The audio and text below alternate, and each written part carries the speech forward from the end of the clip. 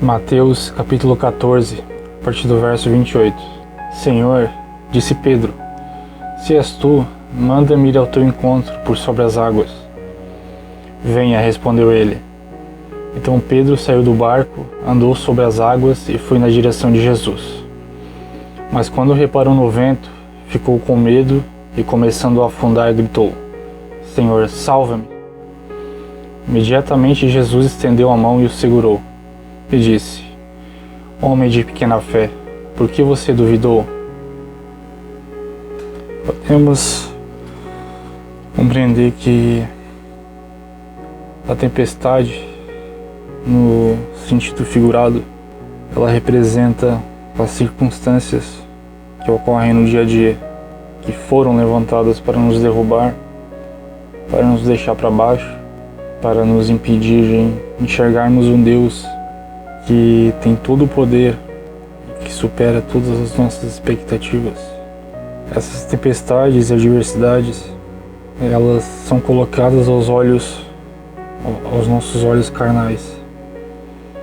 E quando não enxergamos por uma visão e através de um prisma espiritual, nós estamos simplesmente vivendo de uma maneira que venhamos a deixar de olhar para Cristo e venhamos a olhar para as circunstâncias que nos abalam.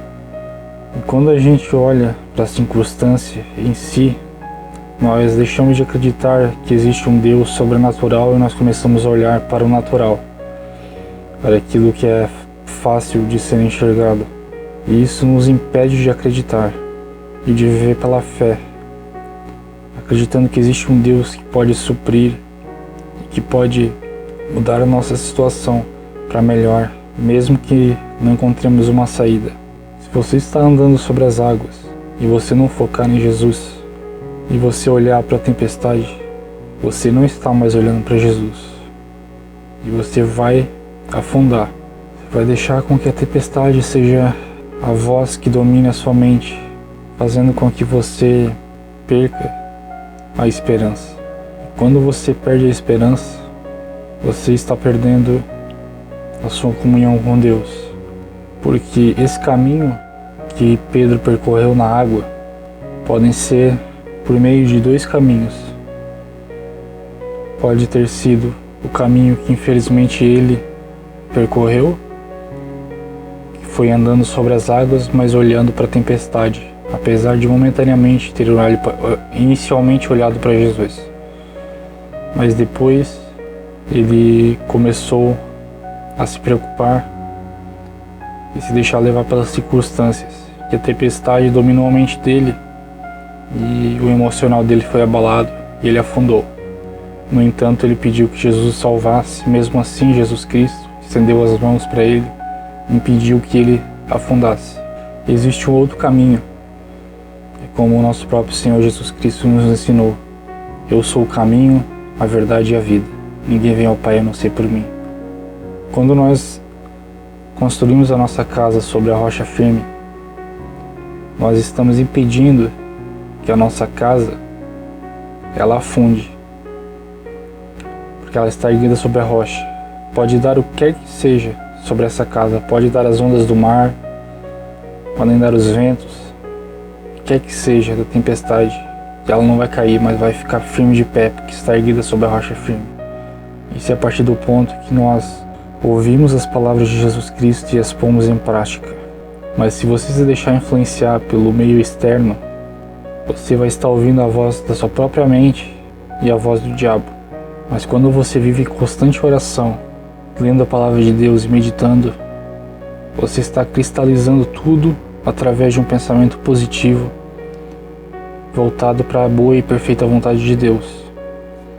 Isso te permite enxergar a vida através de uma perspectiva que te influencie a ter esperança e mude completamente a maneira como você enxerga as suas situações, mesmo que tudo pareça um caos. Se você permanecer olhando para Jesus e tendo foco nele, a tempestade ela vai ser tão pequena que você nem vai dar crédito a ela, porque você está olhando para Jesus. Você não está olhando para o problema. Com isso eu jamais quero dizer que nós vamos deixar tudo nas mãos de Deus e não vamos fazer a nossa parte, não é isso. Mas o que compete a Deus, nós deixamos nas mãos dele, porque nós não temos todo o poder em nossas mãos. O que eu puder fazer, eu vou fazer, mas o que não estiver ao meu alcance, eu vou entregar nas mãos de Deus. Eu vou esperar com paciência e vou continuar olhando para ele focado. É assim que você deve pensar. Porque se você pensar e focar no problema, o problema realmente vai se tornar grande demais e vai te preocupar.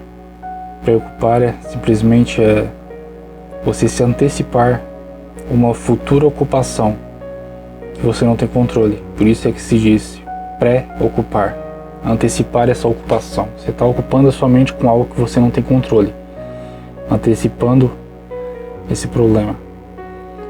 Mas Jesus, ele nos ensina que nós devemos olhar para ele.